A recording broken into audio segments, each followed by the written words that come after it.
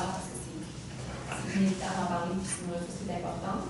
Au niveau du traiteur, du service de garde, des gyms et tout, on considère que les avantages, c'est bien. C'est des programmes qui sont innovateurs, ça va de l'avant l'évolution et tout. Mais quand c'est hors des lieux de travail, c'est là que c'est moins.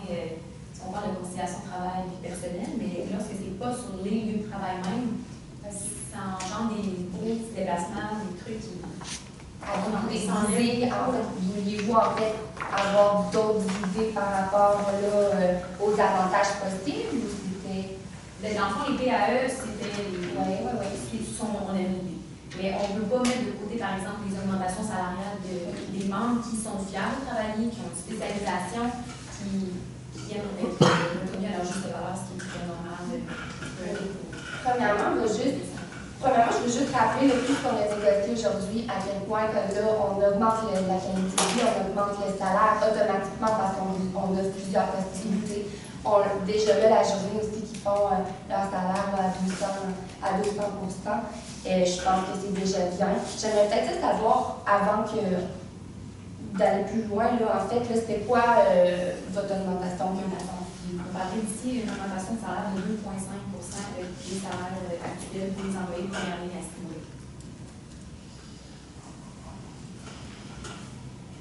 Considérant la spécialisation et tout, de membres qui sont fiers de gynéco, dans un contexte de avec le coût de la vie, on sait que ça stimule. Mais on comprend très bien, hein, vous savez, nous, en fait, là, nos employés, on est d'accord, puis on comprend très bien qu'ils veulent pouvoir avoir un salaire qui est plus augmenté. Je pense, par exemple, qu'il faut qu'ils prennent en considération tout ce qu'on va avoir changé aujourd'hui. Je sais que je me répète, mais je me répète. Il y a aussi, plus qu'on monte le salaire, hein, vous savez, plus qu'on augmente un salaire, plus de charges d'impôts qu'on va payer aussi. Nous, ce qu'on nous offrait d'emblée, c'était en fait d'avoir des services que, premièrement, vos employés n'ont pas.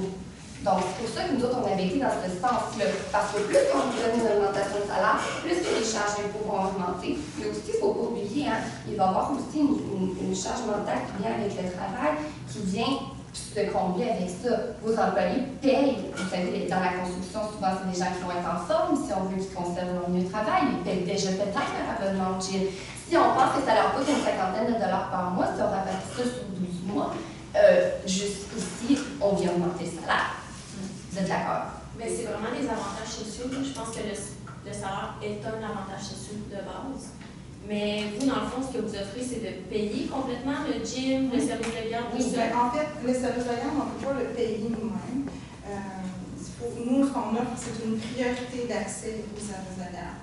Il y a beaucoup d'ententes qui se font entre une entreprise et un CPE, où est-ce que les employés de l'entreprise ont une priorité sur les autres parents pour avoir une place dans le CPE.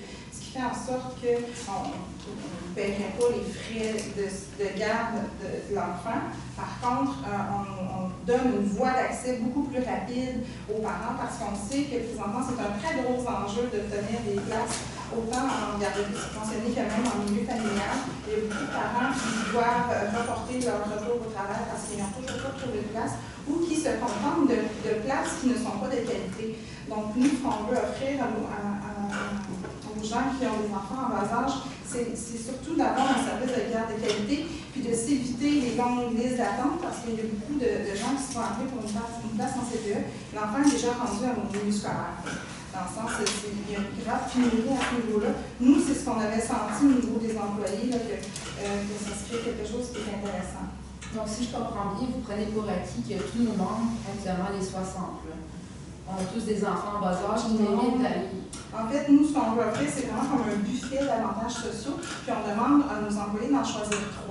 Donc, si pour un employé, c'est le service de garde, le traiteur, le gym, ça sera ça. Si pour un autre employé, c'est le concierge, la massothérapie, puis...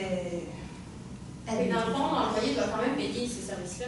Il va payer son service de garde. Nous, ce qu'on lui offre, c'était la porte d'entrée plus facile. Mais par exemple, nous, on a dit que l'abonnement de gym, on paierait. On ne va pas demander à l'employé de payer quelque chose qu'on va leur offrir en bénéfice.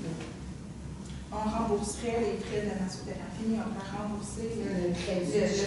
C'est juste parce qu'au niveau... il faudrait valider, mais moi je pense qu'il faut vraiment que les services de garde soient payés par le parent.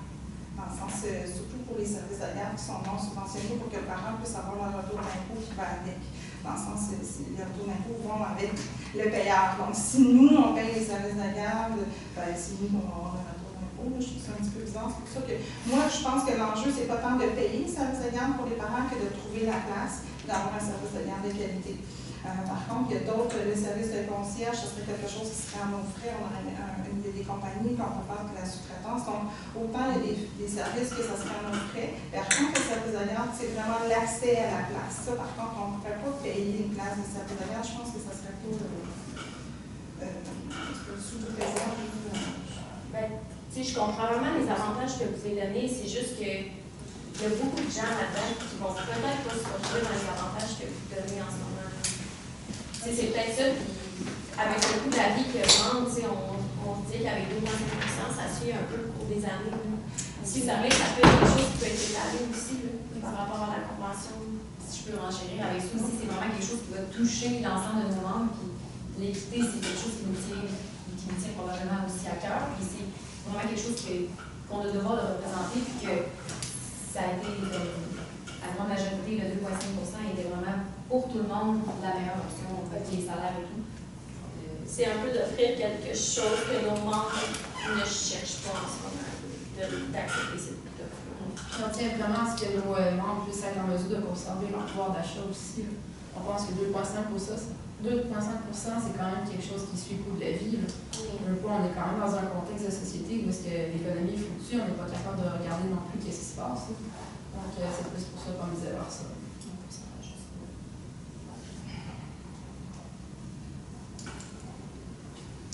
C'est sûr que nous, on trouve que pour l'instant, on a déjà beaucoup donné par rapport aux vacances et à d'autres avantages qui font en sorte que ça amène davantage d'argent dans les poches des employés. Je veux juste expliquer quelque chose. Parce que là, depuis le début, on prend beaucoup qu'on veut être là pour nos employés, on veut le bénéfice, on est là, on veut prôner la famille, on veut prôner ci, on veut prôner ça. Là, c'est parce que, vous savez, mettons qu'on augmente de 2,5%, pensez-vous qu'il apprécierait vraiment davantage ça, autre que les avantages sociaux pour la famille? Parce que là, on parle beaucoup famille, et là, vous me dites, mais vous dites, oui, mais je parle vie personnelle, ça peut être, il y a beaucoup d'aspects aussi pour la vie personnelle, mais je veux dire, il faut prendre cette conscience-là aussi, que ce qu'on vous offre aujourd'hui, est-ce que c'est plus important alors, tout ce qu'on a dit au début, que c'était nos amis, que c'était ça, est-ce que c'est plus important ça que vraiment l'augmentation de salaire, considérant toutes les augmentations qu'on vous a données là, qui veut bien une augmentation de salaire? Nécessairement, c'est pas négligeable. C'est sûr qu'on en a parlé, on a mis beaucoup l'accent là-dessus, mais nous, c'était vraiment par rapport à la catégorie des salaires, les PAE et tout n'avaient pas été mis de l'avant, c'était pas ce qui était dans la majorité de nos membres qui avaient été présents. Nous, on parlait vraiment des pourcentages tout en mettant l'accent sur la famille, on ne le laisse pas de côté. C'est sûr qu'on ne l'oublie pas, mais on considère vraiment que les pourcentages, c'est ce qui avait été comme le plus mentionné. Moi, ce que j'aimerais avancer comme idée, qu'il semble avoir justement un doute par rapport à si les gestions sont intéressantes pour les employés par rapport aux avantages sociaux. Je pense que ça pourrait être intéressant de créer un comité d'employés qui pourrait donner des suggestions par rapport à eux. Qu'est-ce qu'ils aimeraient? Parce que là, nous, on a suggéré des concepts qu'on connaît. Probablement qu'il y a des concepts, qu'il y a des services qui existent que nous, on ne connaît pas. Donc, ce qu'on aimerait, ça serait peut-être aussi créer un comité d'employés qui nous donnerait des suggestions, puis qu'après ça viendrait vraiment chercher, eux, ce qu'ils veulent. Parce que nous, ce qu'on tient vraiment, c'est à se démarquer, d'avoir une belle marque d'employeur, d'offrir d'autres choses que des salaires, parce que je trouve que c'est pas avec une augmentation de 2,5%, parce que là, on va aller se démarquer en tant qu'employeur. Puis, sans être contre l'augmentation, on pourrait aller avec nous, ce qu'on avait réfléchi aussi, c'était par rapport aux pauses du dîner. Présentement, les pauses dîner ne sont pas rémunérées. Nous, on serait capable d'aller jusqu'à payer cette pause-là. Donc là, je pourrais faire le calcul, mais d'après moi... La pause dîner de 30 minutes payées, on peut vous offrir. En plus des avantages qu'on vous a mentionnés. Mais s'il prend une heure... Ben nous, en fait, là, vous comprenez qu'on va donner 30 000. Nous, notre offre, c'est 30 000. Non, mais dans le sens, s'il prend une Oui, heure, est-ce s'il que vous prend payez une quand heure, même le 30 000? oui, on paye la première 30 000, mais pas la deuxième. J'aimerais aussi rectifier, vous mentionnez deux. J'aimerais pas, ce là c'est dans votre quand vous parlez. Vous avez mentionné le mot doute, on ne doute pas de la bonté de. Ah, mais dans le sens que si vous aviez des doutes par rapport à si c'était des services pertinents pour les employés, dans le sens de ce que je comprends, c'est pas tous les employés qui ont des enfants qui focusent sur leur vie familiale, mais si quelqu'un dirait un abonnement, un camp de chasse, je sais pas, là, mais si c'est ça que les employés veulent, ben nous, on va évaluer les possibilités, puis on va regarder. Là, ça. Oui, c'est ça. On doute pas du tact et de la bonté de ce. OK, c'est ça. Mais nous, vraiment, on tient nos membres, c'est vraiment l'augmentation qui prônait surtout, mais j'aime l'idée du comité d'employés. On Je va y aller. pense que ça aurait été discuté avec vos membres. Là, c'était vraiment un besoin qu'il y avait. Par contre, vous leur avez pas mentionné ce qu'on vient de vous mentionner là. Tu sais, je comprends, là, vous êtes ici, vous parlez pour eux, puis vous faites votre travail à merveille en passant. Par contre, ce qu'on essaie de vous dire, c'est juste que là, on vous offre cette plus-value-là, des avantages sociaux et la bourse du dîner. Alors là, ils ne sont pas présents aujourd'hui pour dire s'ils sont d'accord ou non. D'où peut-être la notion d'avoir le comité pour choisir les avantages. Peut-être prendre ce temps-là de discuter de ça avec vos membres, avec nos employés en fait, pour voir si ça pourrait leur satisfaire plus que l'augmentation des salaires en tant que tel. Si on essaie de mettre ce qu'on présente ensemble, est-ce qu'il y aurait un petit terrain d'entente de parler de comité puis d'aller vers une augmentation de 2 ? Ben, moi, j'ai juste calculé rapidement, là, si on vous donne la demi-heure de supplémentaire payé, c'est une augmentation de 1,25 %. Donc, c'est la moitié du 2,50 que vous avez demandé initialement. Une demi-heure, ça représente ça. Puis pourquoi alors vous ne préférez pas donner le pourcentage? En fait, je trouve que psychologiquement parlant, c'est plus fun de savoir que notre pause est payée que d'avoir un petit peu plus d'argent à la fin. Je trouve que c'est juste au niveau de comment on perçoit la rémunération. Moi, je trouve que c'est sympathique. Puis encore là, c'est pour justement la marque employeur de dire, c'est plus intéressant de dire que vos pauses sont payées que vous avez 1,5 % d'augmentation. Moi, je trouve à ce niveau-là. Puis par rapport au pourcentage d'augmentation,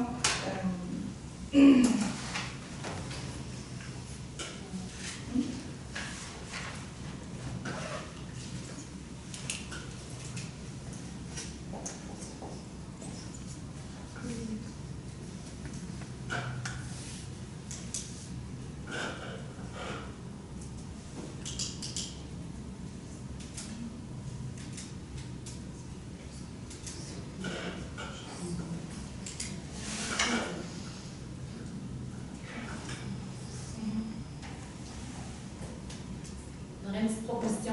Oui. Si on porte la question des salaires après la durée de la convention collective, est-ce que ça peut?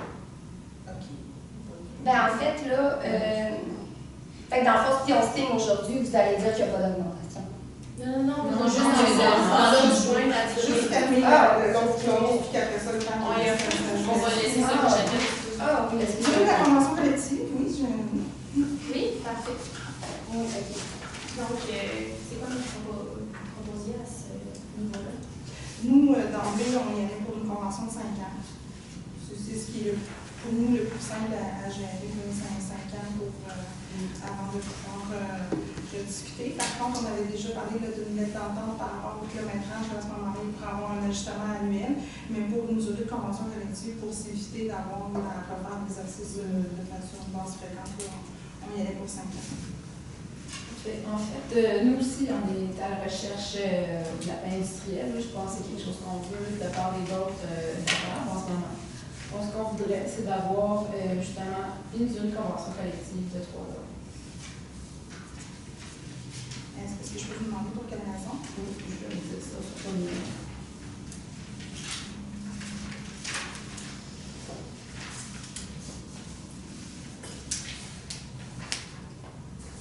En fait, on est consciente aussi que la compétition est très féroce dans le marché présentement.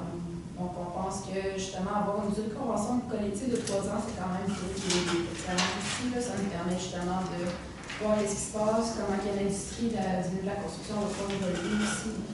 Voir aussi, justement, avec l'avoir pris la main-d'œuvre aussi, ça va pouvoir nous permettre de pouvoir continuer à travailler sur la rétention, l'attraction aussi quand on change de façon, justement, quand on négocie de la convention collective.